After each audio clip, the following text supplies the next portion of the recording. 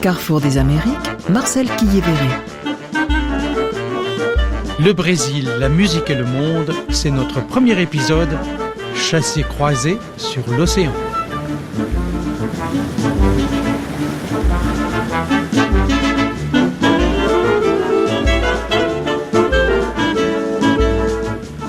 Bonjour et bienvenue à toutes et à tous qui nous écoutez sur les ondes de France Musique, de la radio-télévision belge, de la radio-télévision suisse et de Radio-Canada. Merci de nous rejoindre dans cette nouvelle série de Carrefour des Amériques qui va nous emmener cette année au Brésil. Le Brésil qui vit aujourd'hui une période à nouveau bien tourmentée de son histoire.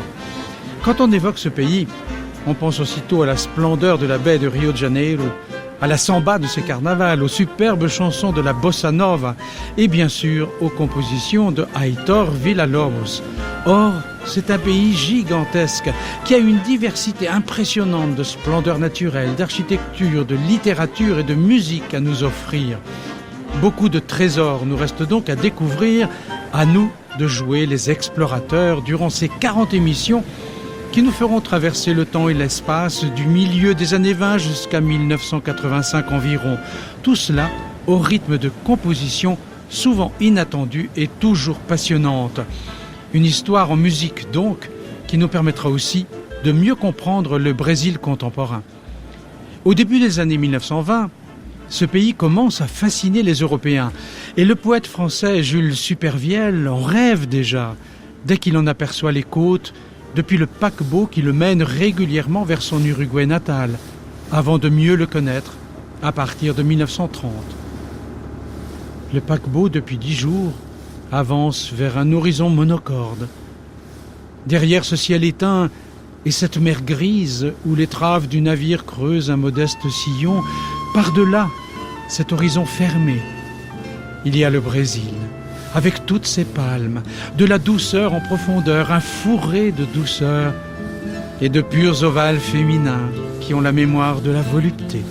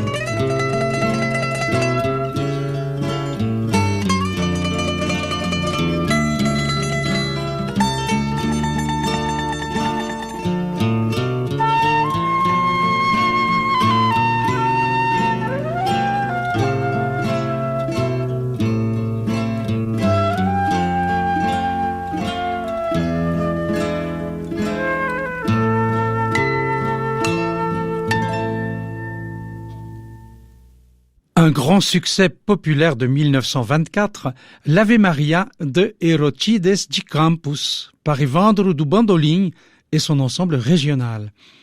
Cette année-là, le Brésil est en pleine effervescence, et même s'il y a eu des rébellions au sein de l'armée, comme celle qui a été violemment réprimée au fort de Copacabana à Rio de Janeiro, l'économie est florissante. C'est à nouveau le boom du café.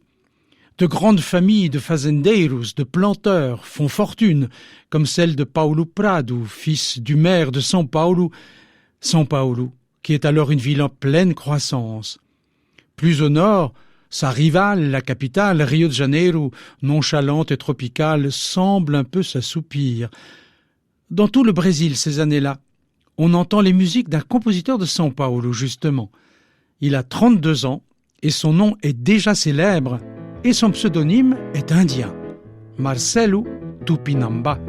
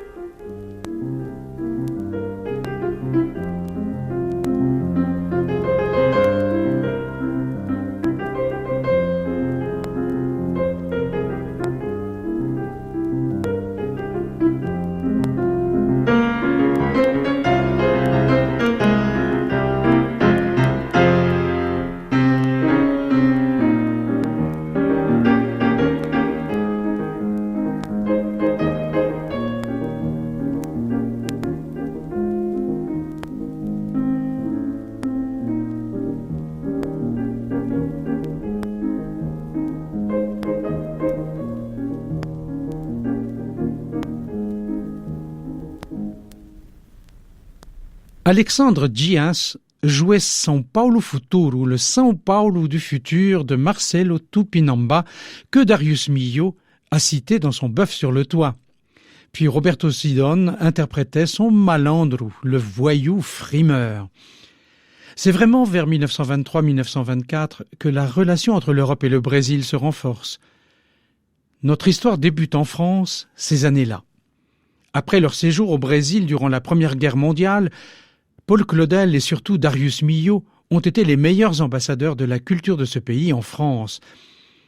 C'est la musique d'inspiration latino-américaine du compositeur français qui l'a d'ailleurs rendu populaire, notamment ses Saudades du Brésil et ses ballets Le Bœuf sur le toit et L'Homme et son désir.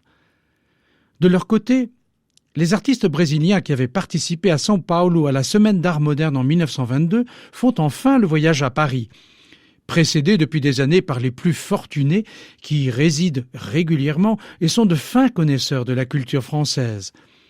Parmi eux, les frères Ginli, de grands industriels passionnés de musique. Et ils ont l'audace de diffuser en France la musique de leur pays en finançant le voyage d'un orchestre de musiciens populaires noirs aux grandes dames là-bas de la bourgeoisie blanche conservatrice. C'est l'orchestre Os Oito Batutas, les 8 costauds, du flûtiste Pichinguinha et du guitariste Donga, dont les chorus et les sambas font sensation en 1922 au cabaret Scheherazade de la rue de Liège à Paris. L'Europe et surtout la France se prennent alors à rêver de plus en plus du Brésil et une véritable histoire d'amour commence d'un continent à l'autre.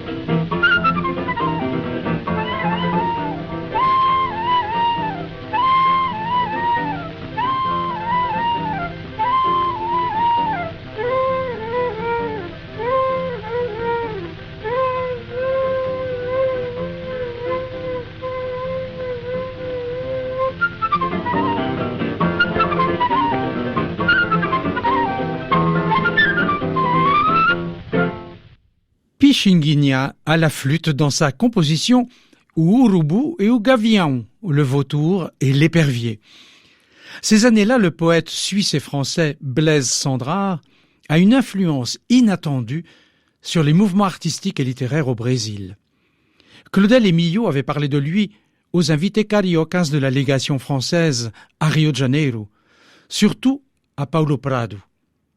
Son anthologie Nègre et le livret du ballet de Darius Milhaud, La création du monde, inspiré d'un mythe africain et créé en 1923 dans des décors de Fernand Léger, sont encensés par la presse brésilienne.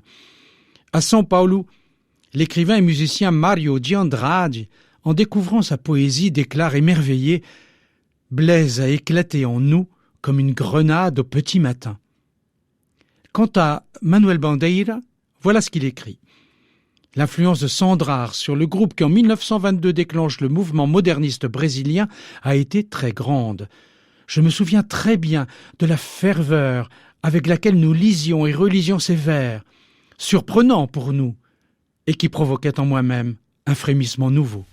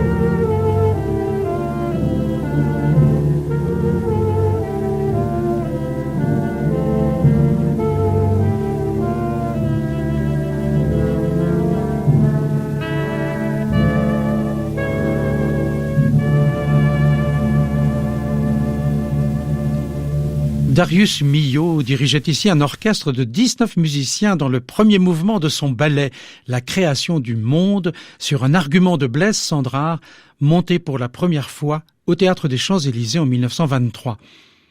Cette année-là, plusieurs artistes brésiliens modernistes font donc le voyage à Paris, bien décidés à rencontrer leur cher poète. Parmi eux, l'écrivain et journaliste Oswald de Andrade, qui vient retrouver sa compagne, la jeune Tarsila de Amaral, peintre remarquable qui réside alors en France. Au mois de mai, ils réalisent tous les deux leurs rêves, ils vont rendre visite à Blaise Cendrars. L'écrivain tombe immédiatement sous le charme de la beauté rêveuse de Tarsila et lie une profonde amitié avec Oswald, qui avait à peu près son âge. Blaise leur fait alors visiter les ateliers de Braque, de Delaunay, de Brancusi, de Chagall et de Fernand Léger, dont Tarsila était devenue une des disciples. Dans leur studio de la rue Hégésippe-Moreau, à côté du cimetière Montmartre, Tarsila concocte des soirées brésiliennes où tous les amis se croisent autour d'une bonne feijoada de viande de porc aux haricots noirs, d'une compote de bacuri, tout cela arrosé d'alcool brésilien, de pinga et de cachaça. Parmi eux, il y a aussi Jules Supervielle, Darius Milhaud, le chorégraphe Rolf de Marais, Valérie Larbaud et parfois Picasso et Stravinsky. Sans oublier leurs amis brésiliens alors à Paris, le roi et la reine du café, Paulo Prado et Dona Olivia Guedes de Penteado, le peintre Di Cavalcanti, le sculpteur Victor Brecheret et le pianiste João de Sousa Lima. Oui, le Brésil est entré en force dans la capitale française.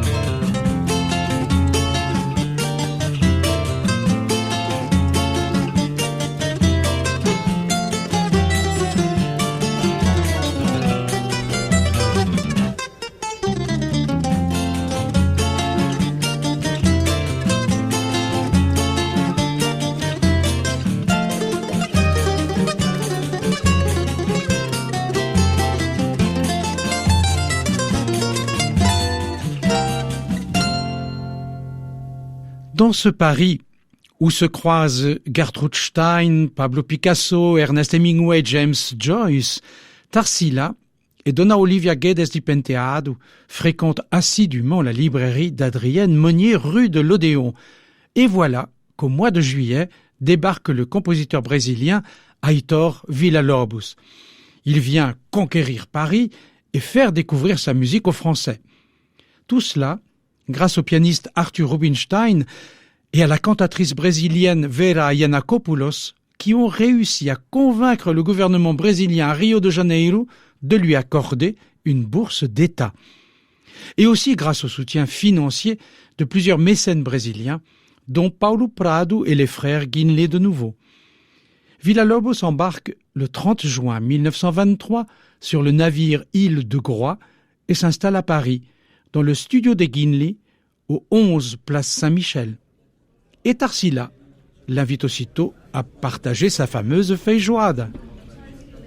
Lors d'un de ses déjeuners au studio de Tarsila, raconte le pianiste Sousa Lima, Villa-Lobos est soudain apparu, à peine arrivé du Brésil. Et ce jour-là, on comptait parmi les invités Jean Cocteau, Éric Satie et Blaise Cendrars. Le compositeur brésilien et le poète franco-suisse se rencontraient pour la première fois, avant de passer leur temps à se manquer par la suite dans leurs multiples chassés-croisés sur l'océan.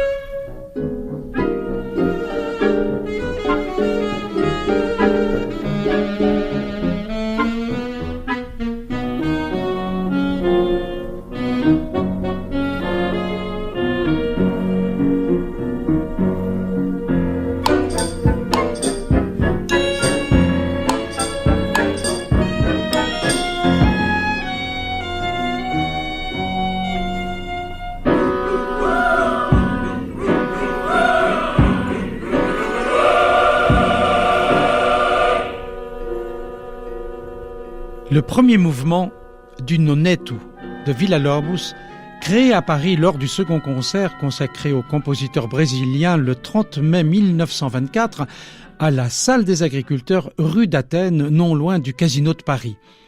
Roger Wagner dirigeait ici le chœur et l'ensemble américain Concert Arts. À son arrivée à Paris, le compositeur brésilien peut compter à nouveau sur l'aide d'Arthur Rubinstein et de Vera Yiannakopoulos qui sont revenus en France. Vera avait épousé Albert Stahl, un avocat parisien fortuné qui deviendra le conseiller juridique de Villa-Lobos. Bientôt, ce dernier lie une belle amitié avec les compositeurs Louis Aubert, Paul Leflemme et surtout Florent Schmitt, qui le présente à Max Eschik, qui va devenir son éditeur. À Paris, il termine sa suite pour chant et violon, qui s'inspire des mélodies populaires du sertão, les terres de l'arrière-pays brésilien. Comme ici, celle que fredonne une jeune fille sur les chemins. On dirait qu'elle est accompagnée d'un violonneux campagnard. Une suite créée lors du premier concert de Villa-Lobos à Paris, le 9 avril 1924, à la même salle des agriculteurs.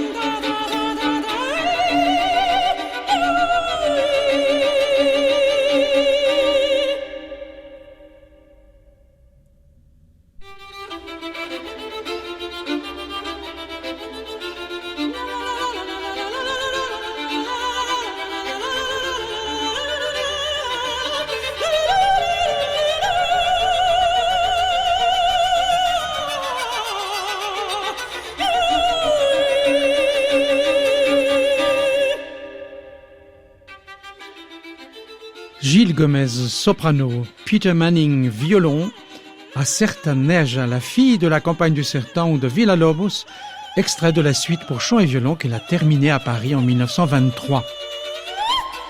Carrefour des Amériques, une série de Marcel Quillivéret pour les médias francophones publics. Pendant de longs mois, Villa-Lobos et ses amis travaillent d'arrache-pied à l'organisation des concerts de ses œuvres. De son côté, Blaise Cendrars fréquente régulièrement ses amis brésiliens. Et c'est au cours d'un dîner avec eux le 13 septembre de cette année-là qu'est évoqué pour la première fois un voyage de l'écrivain au Brésil. Tout le monde l'attend là-bas. Oswald propose d'en parler à Paulo Prado qui pourrait l'aider financièrement. Prado est alors un des hommes les plus riches du Brésil. Il a hérité d'une compagnie d'exportation de café et possède de grandes plantations. Historien, très cultivé, auteur de 2 livres importants sur son pays, il aime fréquenter Oswald, qui l'amuse beaucoup. Ce dernier lui propose de rencontrer le poète à la librairie L'Americana de Chadena, quai des Grands Augustins, ou lors de ses séjours parisiens, Paulo Prado aime dénicher de vieux livres ayant trait à l'Amérique latine. Blaise ne lui est pas étranger. La presse de São Paulo consacre régulièrement des articles au poète et Claudel Emilio lui en avait parlé. Une immédiate sympathie naît entre les deux hommes et Paulo invite tout naturellement Blaise au Brésil.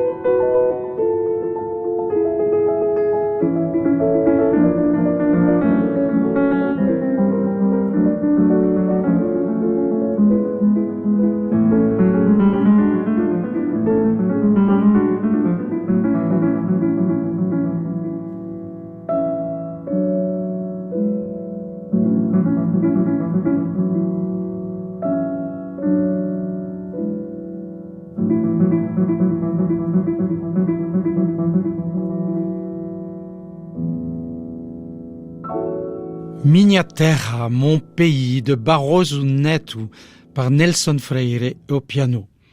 À Paris, Blaise Cendrars se plonge dans des livres sur le Brésil. Il en parle beaucoup avec son ami le peintre Di Cavalcanti. Fin janvier 1924, il fait ses bagages et embarque au Havre à bord du Formose. Dans sa cabine, il écrit une sorte de journal de voyage sous la forme de poèmes transatlantiques qu'il a appelé ses feuilles de route et qu'il éditera à son retour en France. Adieu Europe, l'Europe que je quitte pour la première fois depuis 1914. Je veux tout oublier, ne plus parler tes langues et coucher avec des nègres et des négresses, des Indiens, des Indiennes, des animaux, des plantes. Les oiseaux qui nous suivaient depuis le Havre disparaissent aujourd'hui. À l'avant, s'envolent des poissons volants que le vent projette sur le pont. La mer est comme un ciel bleu, bleu, bleu. Par au-dessus, le ciel est comme le lac Léman, bleu tendre. Jusqu'à la ligne, c'était l'hiver. Maintenant, c'est l'été. Le commandant a fait installer une piscine sur le pont supérieur. Je plonge, je nage, je fais la planche. Je n'écris plus. Il fait bon vivre. Nous sommes à la hauteur de Bahia. J'ai vu un premier oiseau, un cargo anglais et 3 souffleurs au large. Il fait dimanche sur l'eau.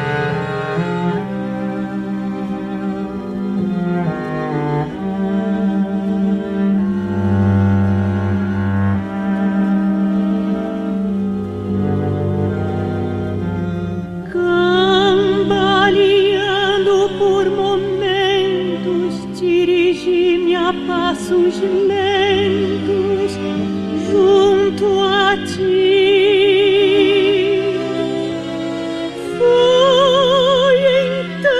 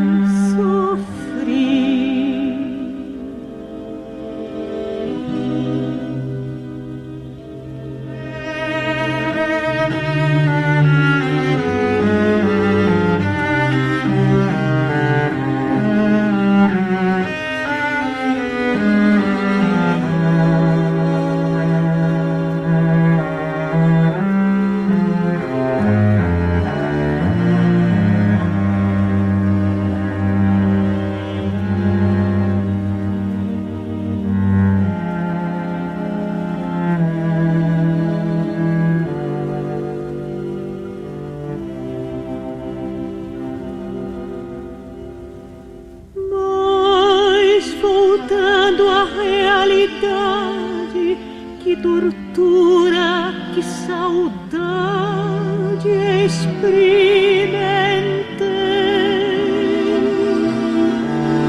Pois a mulher que me amou nunca mais em mim pensou, e eu chorei.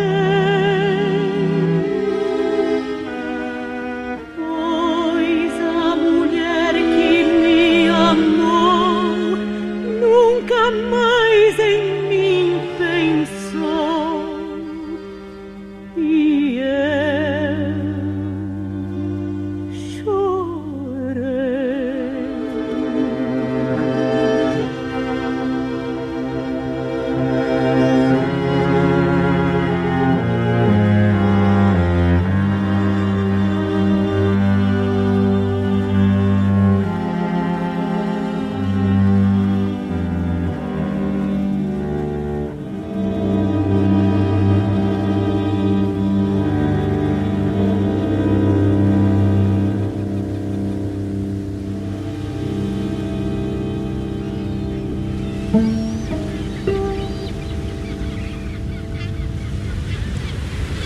Un cargo pointe vers Pernamboucou. Soudain, j'aperçois la côte. Elle est semée d'îlots ronds, nus, au milieu desquels nous naviguons depuis 2 jours. Tout le monde est sur le pont. Nous sommes au milieu des montagnes, un phare s'éteint, on cherche le pain de sucre partout. Rio est maintenant tout près. On distingue les maisons sur la plage. Une voix monte du quai. Est-ce que M. Blaise Sandrard est à bord? Présent. 12 chapeaux s'agitent, je débarque et on me photographie. À Rio, ils étaient tous venus au bateau, a raconté Blaise par la suite. Des poètes notamment, comme le dernier né, Sérgio Buarque de Holanda, qui avait l'âge et la témérité de Raymond Radiguet. Ce Sérgio Buarque de Holanda, c'était le père du chanteur Chico Buarque. Ce 5 février 1924, l'escale de Rio ne dure que quelques heures. Tout le monde est étonné par la jeunesse de Blaise, il a alors 37 ans. On lui fait faire un tour panoramique de la ville, suivi d'un déjeuner au port. Et le bateau reprend la mer, vers Santos.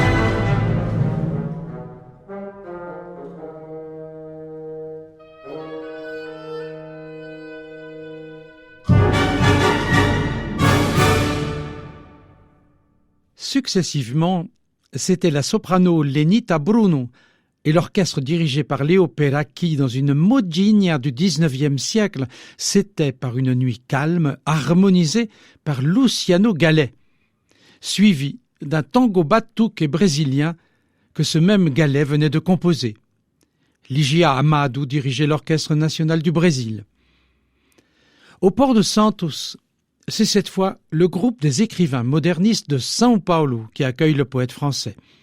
La petite troupe rejoint la grande métropole en voiture où les autres amis, les écrivains Oswald de Andrade, Mario de Andrade et le poète Manuel Bandeira, lui réservent une joyeuse fête de bienvenue. Blaise est impressionné par la ville. Dans la chaleur de l'été austral, ce sont déjà les préparatifs du carnaval. À São Paulo, il est frappé par le nombre de rues qui portent des noms indiens. Il aime beaucoup leur sonorité. Par exemple, Piratininga, c'est le nom tupi de São Paulo, ou encore Guarujá, ou le Paranapiacaba, qui est la Serra do Mar, la montagne qui borde l'océan. Et puis tous ses amis parlent un français impeccable et la France lui semble très présente au Brésil. Quand il parcourt le journal du Correio Paulistano, le courrier de São Paulo, il voit à quel point on connaît bien son œuvre. Et peut-être y a-t-il lu un des énièmes épisodes du feuilleton Les aventures de Rocambole dans la série Les Drames de Paris. Et de la France, il sera aussi souvent question quand, loin de la chaleur étouffante de la ville, Paulo Prado invite Blaise à sa fazenda de São Martinho. Là-bas, le soir, on prend le frais sur la véranda, face à la majesté du paysage à l'horizon infini, qui est, écrit Sandrard, un colosse reposant sur les collines, une mer émeraude, un océan profond, sombre, taciturne et comme figé, 3 à 4 millions de caféiers.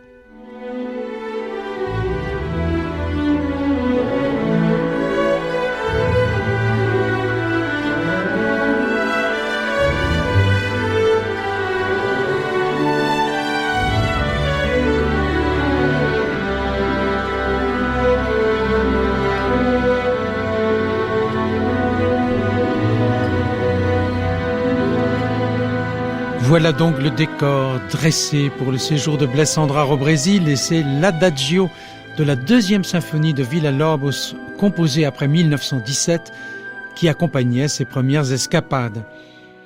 L'orchestre de São Paulo dirigé par Isaac Karabchevski. Quant à Villa-Lobos, il est encore à Paris en mars 1924. Il vient de recevoir une invitation du Portugal pour aller diriger 2 concerts à Lisbonne. Rien d'étonnant quand on sait les liens très forts qui unissent depuis toujours l'ancienne puissance coloniale et le Brésil. Il suffit de voir le succès remporté ces années-là dans les théâtres de Rio par les opérettes portugaises. Des opérettes qui venaient de succéder à Lisbonne aux traditionnelles revues musicales et qui étaient influencées, lit-on sur les affiches, par les spectacles du Châtelet à Paris. Une des nouvelles opérettes s'intitule Fado, tout simplement. Juste après son succès au Portugal, elle est à l'affiche plusieurs semaines à Rio de Janeiro et son évocation des quartiers populaires de Lisbonne arrache plus d'une fois des larmes aux spectateurs. Comme ici, ce garoto da rua, ce gamin des rues, chanté par sa plus grande interprète, Adelina Fernandes, qu'on appelait a fadista lírica, la chanteuse lyrique du fado.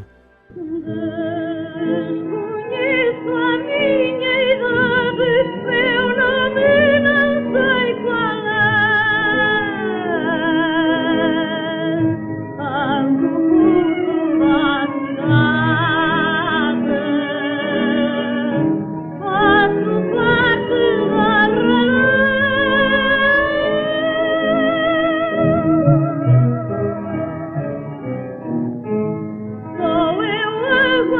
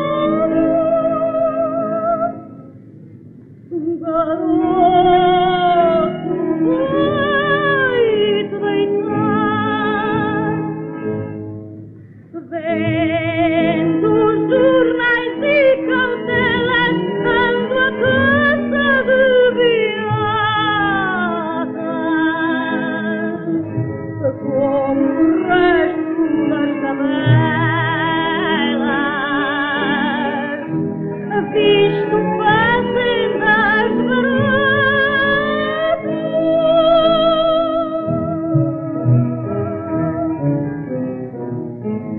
Mas adoro a liberdade como não quero a ninguém. Tenho a mesma amizade como fosse a minha mãe. Sou um garoto na rua Campanuma, vai no céu a desfumar.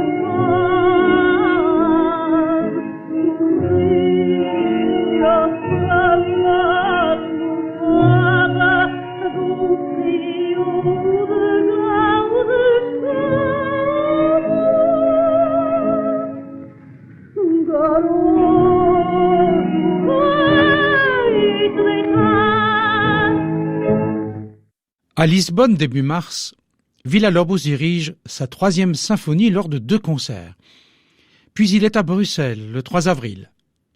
À son retour en France, il rencontre le guitariste espagnol Andrés Segovia dans le salon de la comtesse brésilienne Olga Guimarães Sarmento.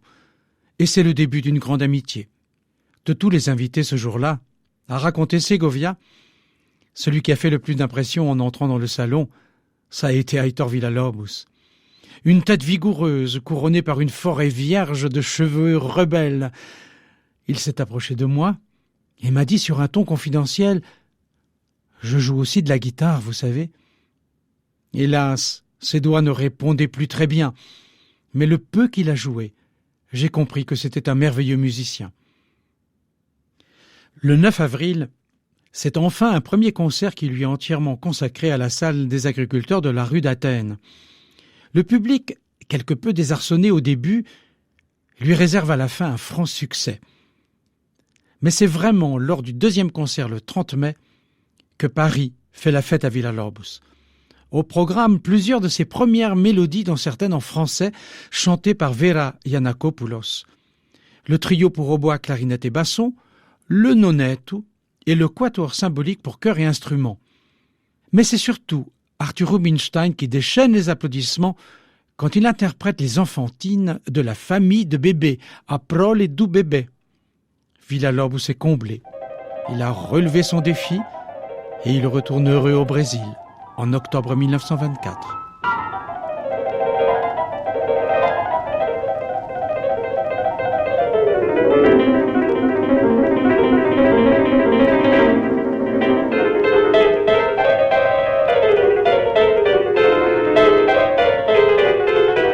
Deux des petites poupées de la famille de bébés de Heitor Villa-Lobos, le Polichinelle et la petite mulâtresse, interprétées successivement par Arthur Rubinstein et la magnifique pianiste brésilienne Sonia Rubinski, pour se quitter aujourd'hui. Et se donner bien sûr rendez-vous dans le prochain chapitre de Carrefour des Amériques, une émission des médias francophones publics réalisée par Béatrice Trichet, à la technique Alexandre Billard, une émission qu'on peut écouter et réécouter en podcast.